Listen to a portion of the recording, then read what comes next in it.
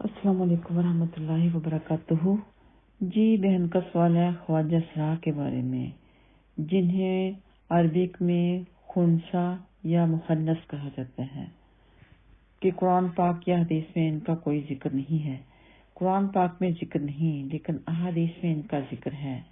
یہ بھی انسانی ہوتے ہیں، ان پر بھی وہی دینی احکام ہوں گے جو عام انسان کے اوپر ہوتے ہیں۔ ان کی 3 قسمیں ہوتی ہیں۔ ایک تو ہوتا ہے کہ خنثی مذکر، دوسرے ہوتا ہے خنثی مؤنث، اور تیسرے ہوتا ہے خنثی مشکل، یعنی کہ جن کی کوئی علامت نہ پائی جاتی ہو۔ تو خنثی مذکر جو ہوتا ہے اس میں داڑھی مونچھ وغیرہ کی علامت تو پائی جاتی ہے، لیکن مرد جیسی اس میں خصوصیت نہیں ہوتی۔ اور خنثی مؤنث میں عورتوں جیسی جھلک تو دکھائی دیتی ہے، لیکن اس میں وہ خصوصیت نہیں ہوتی جو عام عورت میں ہوتی ہے۔ خنثی مذکر کو عورتوں میں دلچسپی نہیں ہوتی اور خنثی مؤنث کو مردوں میں دلچسپی نہیں ہوتی، لیکن جو خنثی مشکل ہوتا ہے یعنی اس میں نہ تو مردوں جیسی کوئی بھی ظاہری خوبی نظر آئے گی جیسے کہ مونچھ وغیرہ کا آنا، اور نہ ہی کوئی عورتوں جیسی ظاہری خوبی نظر آئے گی، تو وہ خنثی ہمیشہ کے لیے ہی میرے ناقص علم کے حساب سے خنثی ہی رہتا ہے، یعنی کہ خواجہ سرا ہی رہتا ہے۔ لیکن جو خنثی مذکر ہے یا خنثی مؤنث ہے اس کے لیے علاج کے چانسز ہوتے ہیں۔ اب قرآن پاک میں تو ان کا ذکر نہیں، لیکن ہے تو انسان ہی۔ خنثی مؤنث کو وہی پردہ کرنا چاہیے جو کہ عورتیں کرتی ہیں۔ یہ لوگ وہی نماز روزہ کریں گے جو ہم لوگ عام لوگ کرتے ہیں، اور ان سب بری باتوں سے دور رہیں گے جن کو دور رہنے سے ہمارے اسلام نے منع کیا ہے، یعنی کہ یہ ڈانس وغیرہ میں پڑ جاتے ہیں، گانوں وغیرہ میں پڑ جاتے ہیں، گمراہ ہو جاتے ہیں۔ ان کو بھی دینی تعلیم حاصل کرنی چاہیے تاکہ اس طرح کے فتنوں سے وہ محفوظ رہیں۔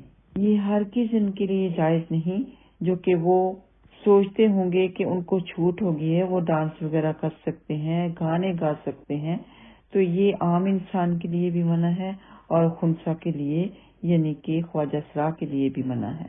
وہ بھی عام انسانوں کے لیے تعلیم حاصل کریں، کہیں جاب کریں، حلال رزق کمائیں، عزت کا کھانا کھائیں، عزت کا پیسہ کمائیں، اور عام انسانوں کے لیے یہ جائز نہیں کہ ہجڑوں کو یعنی خواجہ سرا کو حقیر نظروں سے دیکھیں، ان کو دیکھ کر ان کا مذاق اڑائیں، انہیں ناچیز سمجھیں۔ ان کو بھی ایسے ہی عزت دینی چاہیے جیسے کہ عام انسان کو دی جاتی ہے۔ خنثی مذکر سے عورتیں بھی پردہ کریں گی، عام عورت اس سے پردہ کرے گی کیونکہ اس میں مذکر والی خوبی پائی جاتی ہے۔ تو اب ہم آتے ہیں ابو داؤد کی احادیث کی طرف۔ حدیث نمبر ہے 4107۔ حدیث ہے کہ نبی پاک صلی اللہ علیہ وسلم کی ازواج محترمات کے پاس ایک مخنث ہجڑا آتا جاتا تھا، اسے لوگ اس سنت میں شمار کرتے تھے، یعنی کہ اس بات میں شمار کرتے تھے جنہیں عورتوں کی خواہش نہیں ہوتی۔ تو ایک دن نبی پاک صلی اللہ علیہ وسلم ہمارے پاس تشریف لائے، یعنی اپنی زوجہ کے پاس تشریف لے کے آئے، تو وہ مخنث آپ کی ایک بیوی کے پاس تھا اور ایک عورت کی تعریف کر رہا تھا کہ جب وہ آتی ہے تو اس کے پیٹ میں 4 سلوٹیں پڑی ہوتی ہیں، اور جب پیٹ پھیر کر جاتی ہے تو 8 سلوٹیں پڑ جاتی ہیں۔ رسول اللہ صلی اللہ علیہ وسلم نے فرمایا، خبردار، میں سمجھتا ہوں کہ یہ عورتوں کی باتیں جانتا ہے، اب یہ تمہارے پاس ہرگز نہ آیا کرے۔ تو وہ سب اس سے پردہ کرنے لگی۔ تو اس حدیث سے ہمیں پتہ چلتا ہے کہ مخنث مذکر جو ہے اس سے عورتیں پردہ کریں گی۔ اور ہمارے یہاں کیا ہوتا ہے کہ ہم لوگ سوچتے ہیں کہ یہ تو ہجڑا ہے تو اس سے کیسا پردہ، تو اس کے ساتھ فری ہو کر لوگ عورتیں جو ہیں باتیں کرتی ہیں، ہنسی مذاق کرتی ہیں، ایسا ہرگز نہیں چاہیے۔ اور ابو داؤد کی حدیث نمبر 4929 بھی آپ کو پڑھ کے سناتی ہوں کہ حضرت ام سلمہ رضی اللہ تعالیٰ عنہ فرماتی ہیں کہ نبی اکرم صلی اللہ علیہ وسلم ان کے ہاں تشریف لائے، ان کے پاس ایک ہجڑا بیٹھا ہوا تھا اور وہ ان کے بھائی عبداللہ سے کہہ رہا تھا، اگر کل اللہ تعالیٰ طائف کو فتح کرا دے تو میں تمہیں ایک عورت بتاؤں گا کہ جب وہ سامنے سے آتی ہے تو 4 سلوٹیں لے کر آتی ہے، اور جب پیٹ پھیر کر جاتی ہے تو 8 سلوٹیں لے کر جاتی ہے۔ تو نبی اکرم صلی اللہ علیہ وسلم نے فرمایا انہیں اپنے گھروں سے نکال دو۔ سلوٹوں کا مطلب یہ کہ جب عورت بالغہ ہو جاتی ہے تو اس کے پیٹ میں 4 سلوٹیں یعنی کہ اتنی موٹی ہو جاتی ہے اور پیٹ میں چربی چھا جانے کی وجہ سے خوب تیار ہوتی ہے جوانی کے۔ تو اس حدیث سے یہ بھی معلوم ہوتا ہے کہ اس دور میں موٹی عورتوں کو پسند کیا جاتا تھا۔ تو وہ ہجرہ حضرت ام سلمہ رضی اللہ تعالیٰ عنہا کے بھائی کو اس عورت کا شوق دلا رہا تھا کہ میں ایسی عورت سے تم کو ملواؤں گا۔ یعنی وہ ہجرے تو ہوتے ہیں لیکن انہیں صاف پتہ ہوتا ہے کہ عورت میں کیا خوبیاں ہیں، مردوں میں کیا خوبیاں ہیں، ان کے راز سے واقف ہوتے ہیں۔ عورتوں میں بیٹھ کر ان کی باتیں کر سکتے ہوتے ہیں اور مردوں میں بیٹھ کر ان کی باتیں کر سکتے ہوتے ہیں، اس لیے ان سے بھی وہی پردہ ہوگا جو کہ عام انسان سے ہوتا ہے۔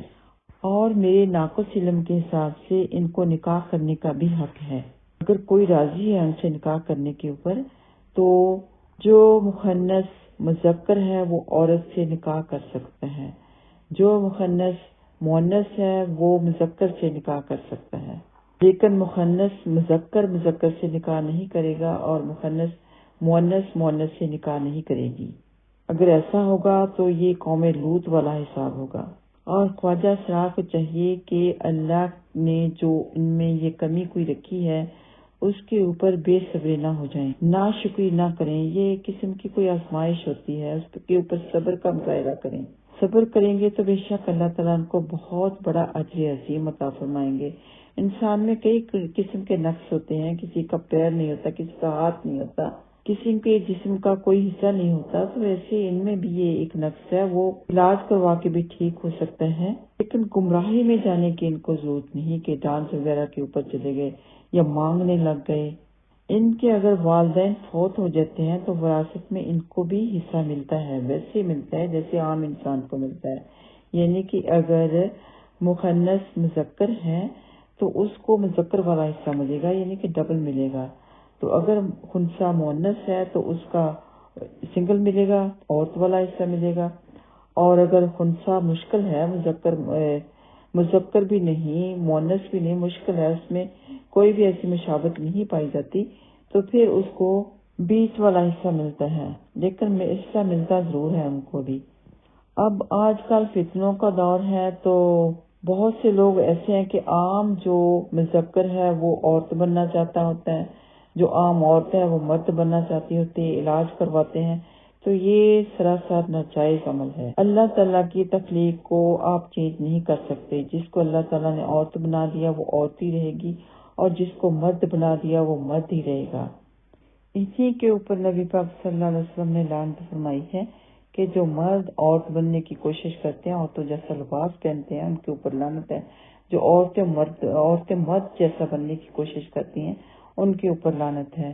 تو یہاں تک کہ ہم لباس بھی مردوں جیسا نہیں پہن سکتے تو علاج کروانا تو بہت بڑے گناہ کی بات ہے۔ علاج کروا کے یا تو مرد ہو جانا یا عورت ہو جانا یہ گناہ عظیم ہے، اللہ تعالیٰ کی تخلیق کو چینج کرنا ہے۔ تو واضح ہوا کہ اپنی جینڈر چینج کرنا حرام ہے، یہاں تک کہ عورتیں مرد جیسے بال نہیں بنوا سکتی، اسٹائل مردوں جیسا نہیں کر سکتی اپنے بالوں کا، اور مرد جو ہیں عورتوں جیسا نہیں اسٹائل بنا سکتے، وہ عورت لگیں، عورت کی مشابہت نہیں کر سکتے۔ تو آخر میں سب سے یہی نصیحت ہے کہ خواجہ سرا کا مذاق نہ اڑایا جائے، ان کو ہنسی مذاق کی نظر سے نہ دیکھا جائے، انہیں بھی وہی عزت دی جائے جو بنی آدم کو دی جاتی ہے، وہ بھی بنی آدم کی اولاد ہیں، وہ کسی اور کی اولاد نہیں، بنی آدم کی اولاد ہیں، ان کے وہی حقوق ہونے چاہیے جو عام انسان کے ہیں۔ اور خواجہ سرا کو چاہیے کہ وہ بے پردگی کرنا چھوڑ دیں، جو عورت کی مشابہت رکھتی ہیں وہ بے پردگی نہ کریں، پردے کے اندر رہیں، عزت سے رہیں، بھیک مانگنے کی بجائے خود کی کما کے کھائیں۔ اور کچھ ایسے والدین ہیں کہ جب انہیں پتہ چلتا ہے کہ ہمارا بچہ یا بچی مخنث ہے تو وہ ان کے حوالے کر دیتے ہیں، مخنث پارٹی کے گروہ کے حوالے کر دیتے ہیں، تو یہ کرنا بھی ناجائز ہے۔ انہیں چاہیے کہ اپنے گھر میں ہی رکھیں، وہ آپ کی اولاد ہیں، وہ بھی انسان ہیں، وہ بھی بنی آدم ہیں، آپ بھی بنی آدم ہیں۔ اگر ماں باپ ایسا کریں گے تو ان کا بچہ گمراہی میں پڑے گا، یعنی کہ بھیک مانگے گا یا ڈانس وغیرہ کی طرف چلا جائے گا، کسی بھی ناجائز کام کی طرف چلا جائے گا، تو پکڑ اس کو تو ہوگی ہی، ماں باپ کو بھی ہوگی جنہوں نے اپنے گھر سے بچے کو نکالا۔ یہ سراسر ظلم ہے، بچے کے اوپر ظلم ہے جو گھر سے باہر نکال دیتے ہیں۔ اللہ تعالیٰ سب کو صحیح دین پر چلنے کی، عمل کرنے کی توفیق عطا فرمائے۔ السلام علیکم ورحمۃ اللہ وبرکاتہ۔